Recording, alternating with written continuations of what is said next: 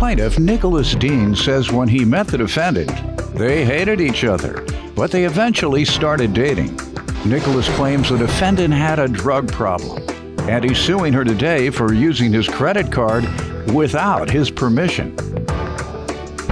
Defendant Kara Davis says she's a free spirit who likes to do her own thing, but she also struggles with a crack addiction.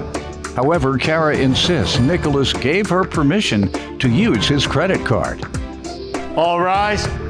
This court is now in session. The Honorable Judge Greg Mathis presiding.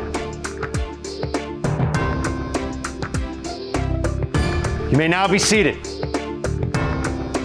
Start with you.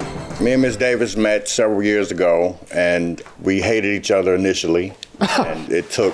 Where'd you meet? we met through a mutual friend, and we hated each other. So why did you talk a second time? It was just over a period of time. We just... All right, but if you hated her on the first time, why do you go back and talk with the person you hated, talk with her a third time you hate her, talk with her a fourth time you hate her? And what time did it turn into love? Probably about the 10th time. The 10th time, everything... Okay. We just clicked over a matter of 2 weeks. All right. And when I came home, she came home with me. And ever since then, it was... When you came home from, what do you mean? The mutual friend's house. Got it. Yeah, and it was up and down, mostly downs. What year did it start again? If I'm correct, it was 2017. Okay. August. And it was up and down, mostly down. Why? What's the challenges been? Ms. Davis, from my perspective, is a habitual liar. I can't trust her, and she's like super deceptive. And give me some examples of why you think that. She just lies about everything. Okay, so you're making it up. You can't give me one. Yeah. Let's say the sky is blue.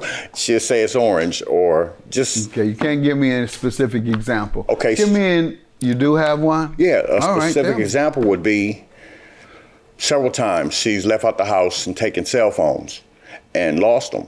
And I've known she's lost them. And she'll come back home and say, no, I didn't. And we actually had an incident in 2018 where she left the house with the phone, my phone, and I had to track the phone down with her. And when I did, I later on found out that I had a home invasion warrant for my arrest because I went into people's house where she was and she called the police on me. Okay. Ma'am, let me hear from you. Give me some background. So me and Mr. Dean been together for 4 years, on and off. I'm a free spirit. I like to do my own thing, you know, and when I come back home, we fight. We fight all the time. How long do you leave to do your own thing? I would say overnight, couple nights, and then we get back together. What do you do overnight when you leave your man? Hang out, drink, hang out with my friends, and come You back. smoke crack? No. Well, yes, I used to. Yeah. But I don't know. Crackhead when I see him. Yeah. You're not in recovery either. No. You still getting high. Yes. Right. You gonna let us help you? I might. All right. Okay. So, do you get high?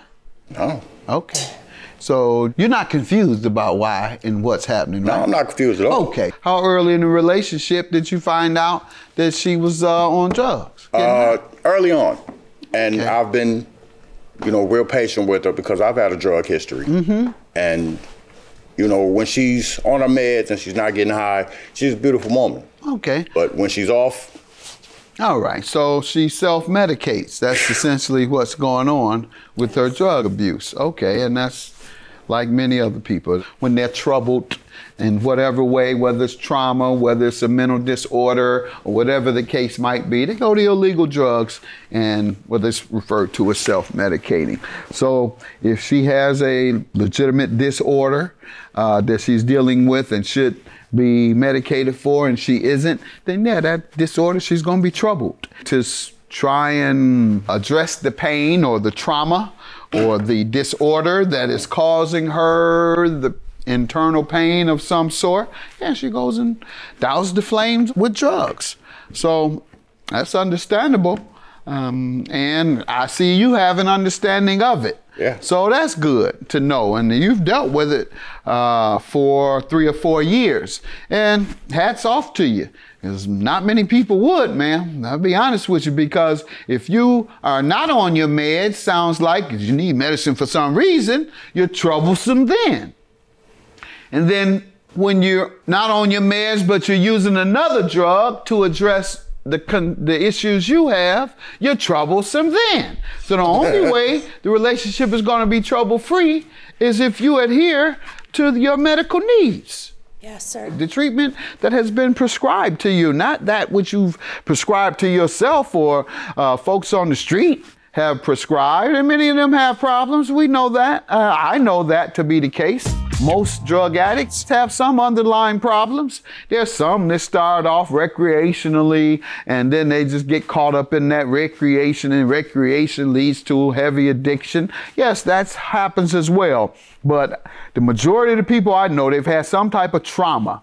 And if you're living in the inner cities, gun and drug infested, that's trauma enough. That's called post-traumatic stress disorder. And so then you have the other types of trauma, sexual assault, molestation, many other traumas that cause folks to try and address that pain through drugs. So I applaud you for even hanging in there, because, ma'am, you know, most people wouldn't. Most people wouldn't hang in there with you. Yeah. And so you should be showing the same type of care and love and consideration. If all it takes is every morning or afternoon you picking up a pill and popping it and your relationship and your life is fine, why wouldn't you do that? Unless you want to say it makes you feel bad. You hear that a lot. It makes me feel loopy. It makes me feel, is that a concern of yours? Yes. Yeah.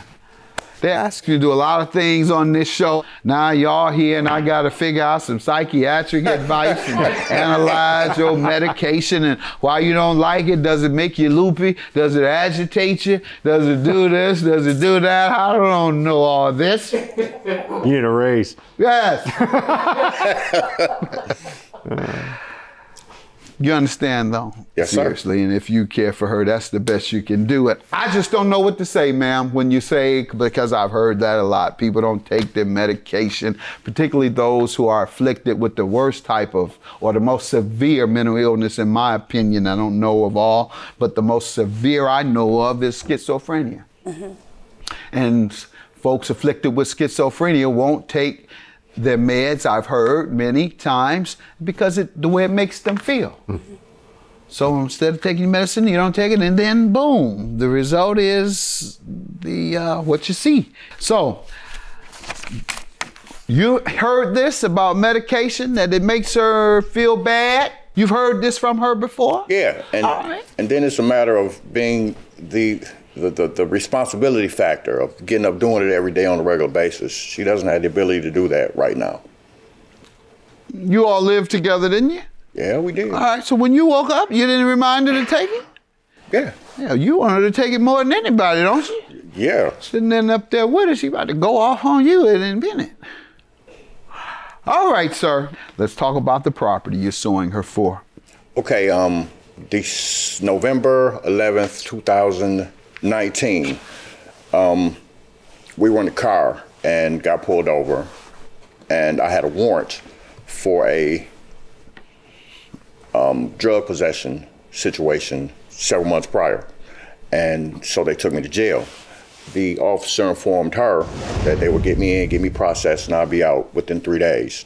So at that point I said, take my card, use it to bond me out if necessary. This is where it is.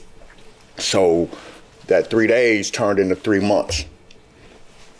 When I was finally released, she had been to Florida. $7,500 was going off my card. I didn't have a pair of underwear at home. How long ago was that? Not November of 19? This was February of 2020. 20. Yep. All right. When I was She told released. you that. You went in 19. Ma'am, let me hear from you. He said $7,500 on his card. Yes, I did spend the money off the card, but he told me I could, so. What did you tell him you needed that amount for? Well, I was going to use the money to bond him out, but he couldn't get bonded out. So one thing led to another, hotel rooms and stuff like that. And But he didn't approve of those things. no, he didn't approve of that. She didn't even put money on my books. If she took $7,500, what makes you think you're gonna get some money on your books? Why don't you think you would owe him then? Or I do you admit you- now that I think I would owe him. I would. And what city are you all in? Flint, Michigan. Flint. Never heard of me being there? Yep. No, but I love Are watching. you him. getting high too much? You wouldn't know. I'm up there every 6 months giving out water, having protests and marches for the people who've been poisoned by that water by the state of Michigan. You need to put that pipe down and start listening to what's going on in the community, because now my ego is hurt. Right. Me going up and down there and you don't even appreciate it. Don't even know I'm there. He knows. Probably got to bottle that water out of him. And you all both still live in Flint? All right, I'm gonna try to follow up because you need inpatient treatment, ma'am, that has an element of daily psychotherapy. That's what I believe you need. And I'm gonna encourage you. I wish I could order you and tell you I'm gonna send you to jail if you don't do it, but I don't have the power to. But you so high, you won't know the difference. You're going to jail if you don't go to rehab. You understand me? All right, judgment for the plaintiff, sir. Have a good day. Baby, I hope you get some help. I will.